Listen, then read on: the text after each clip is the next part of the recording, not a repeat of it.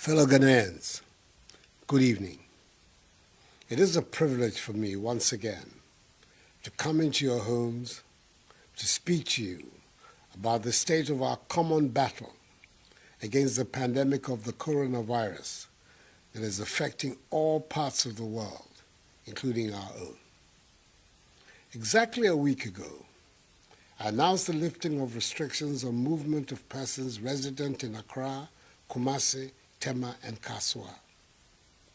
I did so on the basis of the data and science, as well as on a careful analysis of the impact of the restrictions on several sectors of our population, especially our informal workers, who need to have a day out in order to provide for themselves and their families, the poor and the vulnerable. Since I last spoke to you, we have completed the analysis of another 32,031 samples, bringing the number of tests from 68,591 to 100,622. From this pool, the total number of confirmed infections has gone up from 1,042 to 1,550. Our recoveries are now 155 and deaths 11. The 2 new cases of death, like the other 9, are all of persons with underlying health issues, what the doctors call comorbidity. The positivity rate, i.e. the rate of infection from those sampled, continues to remain constant at 1.5%. 6 persons are critically ill, and the remaining 1,378 have mild or no symptoms at all and are responding to treatment. Of the 508 new confirmed cases, 465 are from the Greater Accra metropolitan area, 10 from Kaswa and the Central region, 7 from the Ashanti region, 6 in the Eastern region, 2 in the Northern region, 1 in Western North, and 17 from the Oti region. These 17 were the result of interceptions near Nkwanta by officers of the Immigration Service and other security personnel of 2 cargo vehicles that had on board a total of 67 passengers who were illegally entering the region from Accra during the period of the lockdown, and all of whom were tested, with 17 proving positive. We are still very much in uncharted territory, and clearly we still have some way to go towards ridding ourselves of the virus. The truth is that this will be a long war, broken up into several battles.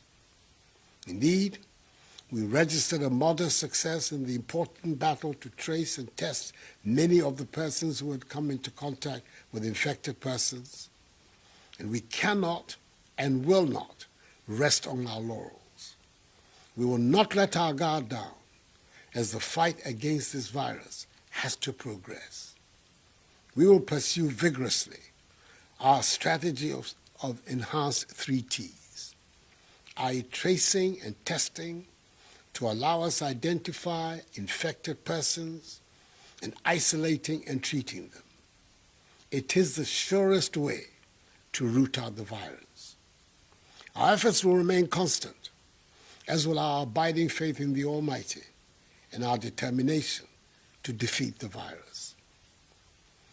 We must continue to be grateful to members of the media, members of our security forces, and our health workers for their sacrifice and high sense of patriotism in their contribution to the fight against the virus. The health workers who are working day and night to care for the stricken must continually be in our prayers. Their efforts will be in vain if we at home do not support them. In addition to the incentive package given to all health workers, government has enabled domestic production and supply of protective equipment to our health workers to increase significantly. They have received in recent days 905,031 nose masks, 31,630 medical scrubs, 31,472 gowns, 46,870 head covers, and 83,595 face masks. We're also grateful for yesterday's gift of medical supplies from the government of the United States of America to help boost our testing capacity. The latest assistance we have received from a friendly foreign nation. So let us, on our part, continue to protect further our health workers by practicing social distancing, washing our hands with soap under running water, refraining from shaking hands, and yes, wearing our masks whenever we leave our homes. I'm happy to note that the hard-working Minister for Health, the Honorable Kwaku Agyeman-Manu, Member of Parliament for Doma Central, has, as of yesterday, the 25th of April 2020, issued directives to guide the production and mandatory wearing of face masks. We should all familiarize ourselves with them and apply them as the regional coordinating councils of the Greater Accra, Ashanti, and Central regions are demanding of their residents. Together, all these protocols will prove effective in helping each one of us to avoid contracting the virus. The doctors and scientists tell us that the virus is transmitted from human contact, talking, singing, coughing, sneezing, and thereby sending droplets of the virus from one person to another.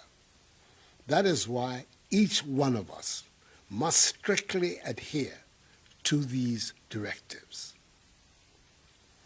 Fellow Ghanaians, in the course of this past week, I engaged a number of stakeholders to discuss the future of existing measures which have imposed restrictions on public gatherings, shut down our schools, and closed our borders.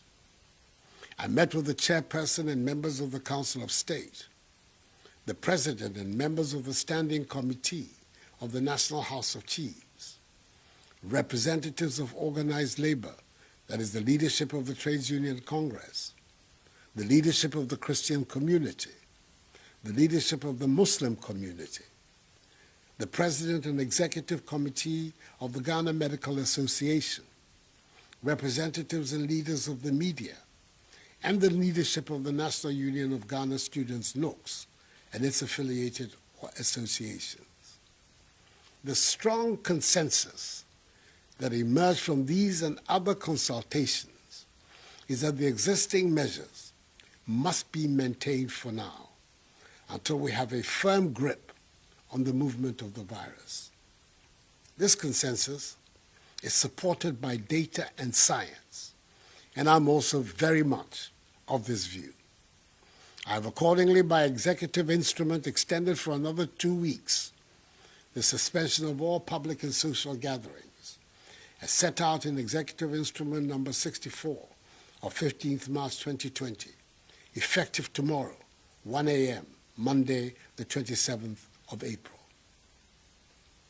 I'm encouraged that so many of our trotros, taxis, and buses are operating with a minimal number of passengers, and our businesses and supermarkets are enforcing the need for social distancing, the use of hand sanitizers, and the wearing of masks for all patrons and staff. I want to single out supermarkets such as Melcom, Palace, and ShopRite in particular for the excellent discipline they are maintaining in their enterprises across the country, and call upon all other enterprises, especially our market women, to emulate them. The example of markets in the Sekondi Takoradi metropolis, where social distancing is being well observed, is an excellent one for market women all over the country. I am fully aware of the sacrifices in reduced revenues that all businesses and enterprises are suffering. But I believe we have no option but to sacrifice to defeat this virus. This is the time for sacrifice so that we do not have to bear a greater cost in the future. Unhappily, there continues to be the worrying news of a few Ghanaians aiding some West African nationals to enter our country illegally, despite the closure of our borders. Even more disturbing is the fact that several of the West Africans who have been arrested have later tested positive for the virus. These are unpatriotic acts and must stop. We cannot allow a few persons who are motivated by their own selfish money-making interests to endanger the lives of the rest of the population. Not only will persons who enter our country illegally be strictly dealt with, but so will Ghanaians who facilitate their entry. As I have said before, being a Ghanaian must mean that we look out for each other. Just as the virus has disrupted our daily lives, it has also exposed the deficiencies of our healthcare system because of years of underinvestment and neglect. Whilst maternal, newborn, adolescent health and nutrition remain our top priorities, we must pay increased attention to chronic non-communicable diseases such as heart diseases, diabetes, and asthma, which have proved to be the common risk factors for the 11 deaths we have recorded from the virus. It has highlighted the need to address mental health issues and the crucial role of emergency services to which the new fleet of ambulances and drones are responding. We must emphasize preventive and promotive aspects of health in addition to care for the sick. The virus has also revealed the unequal distribution of health facilities, as we have tended to focus our infrastructure on Accra and one or two of our other big cities. But as we've seen, epidemics and pandemics, when they emerge, can spread to any part of our country. There are 88 districts in our country without district hospitals. We have 6 new regions without regional hospitals. We do not have infectious disease control centers dotted across the country. And we do not have enough testing and isolation centers for diseases like COVID-19. We must do something urgently about this.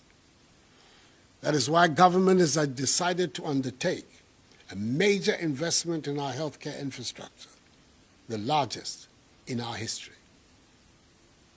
We will this year begin constructing 88 hospitals in the districts without hospitals. It will mean 10 in Ashanti, 9 in Volta, 9 in Central, 8 in Eastern, 7 in Greater Accra, 7 in Upper East, 5 in Northern, 5 in Oti, 5 in Upper West, 5 in Bono, 4 in Western North, 4 in Western, 3 in Ahafo, 3 in Savannah, 2 in Bono East, and 2 in Northeast regions. Each of them will be a quality, standard design 100-bed hospital with accommodation for doctors, nurses, and other health workers. And the intention is to complete them within a year. We have also put in place plans for the construction of 6 new regional hospitals in the 6 new regions, and the rehabilitation of Efiankwanta Hospital in Sekondi, which is the regional hospital of the Western region. We're going to beef up our existing laboratories and establish new ones across every region for testing. We will establish 3 infectious disease control centers for each of the zones of our country, that is the coastal, middle belt, and northern, with the overall objective of setting up a Ghana Center for Disease Control. The recent tragic CSM outbreak, with over 40 deaths, has reaffirmed the need for ready access to such infectious disease control centers, even though in our time, nobody should die of the disease. Early reporting is what is required, and I implore everybody to heed this call. We shall make these investments in our healthcare system not because it is going to be easy, but because it is self-evidently necessary to serve the needs of 21st century Ghana. The three development authorities, the Zongo Development Fund, and metropolitan, municipal, and district assemblies will be tasked to place health infrastructure amongst their highest priorities in the coming years. Soon, at the appropriate time, the exact volume of investment required will be duly and transparently laid out for public scrutiny and action. It is obvious that side by side with the investment in the physical infrastructure of our public health system, we will have to intensify our policies for the growth of our domestic pharmaceutical industry so that we can generate our own medicines and medical supplies and products, which should no longer be dependent on foreign imports. Further, the National Health Insurance Scheme is currently in a stronger position as a result of the significant reduction in our standing arrears.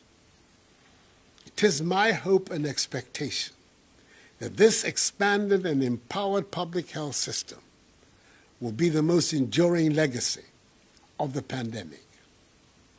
Universal health coverage in Ghana will then become real and meaningful, for every Ghanaian deserves good health and good health care. Fellow Ghanaians, just as the Christian celebration of Easter was severely affected by the virus, resulting in the cancellation of the usual activities associated with Easter, the holy month of Ramadan has not been spared either. It is my understanding that in the time of the Prophet Muhammad, sallallahu alayhi wasallam, any time there was heavy rain, he admonished the faithful through the azan to stay in their houses and pray rather than going to the mosques. In Bukhari's collection of the Hadith, Book 13, Hadith number 24, Ibn Sirin reports that Ibn Abbas said to his muezzin, and I quote, "After saying, 'I testify that Muhammad is Allah's messenger,' do not say, 'Come for the prayer,' but say, 'Pray in your houses.' It was done by one much better than I, that is, the Prophet." Through analogical deduction, Muslim scholars agree that rain represented danger, and therefore the prescription for Muslims to stay at home and pray in times of heavy rain is applicable to all life-threatening situations. I thus call on all Muslims to heed this prophetic admonishment, to pray at home, so we can protect ourselves from the danger of COVID-19. This is in line with the counsel of the wise, devout Muslim scholar, the chief imam, Sheikh Dr. Usman Nuhu Sharabutu. I wish all Muslims Ramadan Mubarak. In this period, let me state once again that the virus is the enemy and not one another. We must be resolute in our unity to defeat this invisible enemy. No country on earth has been spared the ravages of this virus. And my single-minded goal is how to steer the country out of this crisis, protect our population from the virus, and see to the rebuilding of our economy. Nothing else matters for me. Fellow Ghanaians, we must now begin to lift our heads above the parapet and look at our future with courage and hope. I shall be outlining shortly the path for bringing the restrictive measures systematically to an end. and defining the basket of measures for the revival and growth of our national economy. We have to own our future. I'm truly proud and indeed humbled to stand here today as your president, witnessing the unfettered assistance Ghanaians have given to each other, the help you have offered to those in need, the generosity of your contributions to the COVID-19 National Trust Fund, and the support and understanding you have given to the difficult measures government has had to undertake. It is said that out of adversity comes opportunity, and through this ordeal, we Ghanaians have had the opportunity to reintroduce ourselves to one another, showing the best of who we are. The solidarity and humanity on display in these past days fills me with even more optimism that Ghana will overcome this crisis and come out even stronger and more resilient. Enuanom, nse ni abe ahaye nyina. Nenso me wa rehihye mu se Onyankopon adaroma. Nsema maken si enye no a ye no ye koso diso a eno ene beboa ye. Obi ahohoro ne nsa. Obi andi ne huni. Ye pia ye nhya mask no. Ye wa abonten a ye makwan enda ye ntem. Ye masede sa asem bi ba esese me na me bɔ mo ho ban. Momboa me na mentumi nya madwuma. Na Nyankopɔn bɛboa ama ye fi ɔhaw eyimo. Anyame me ile akesi no ne bane egba wo fe na. Sin ye hemo ka yeli akanyumodromo na. Ni bi ni nke ake wo fe ni wo fe ka wo ye no. No ni ba wa wo fe. Wo fe mo afoede. Ni ekwa hejuba. Ke wo jepo e. Wo wo mask e. Wo jepo e. Wo hagbe aka wote. Ini chimo ji ake. Ke sani ba. Isani makwe. Ni noko aka fenye. Nye wami. Ni manye. Mafe ini chimo. Ni nyumo ba wawo. Ni wok je. Ne ke sani nemi. This too shall pass, for the battle is the Lord's. May God bless us all in our homeland, Ghana, and make her great and strong. I thank you for your attention, and good night.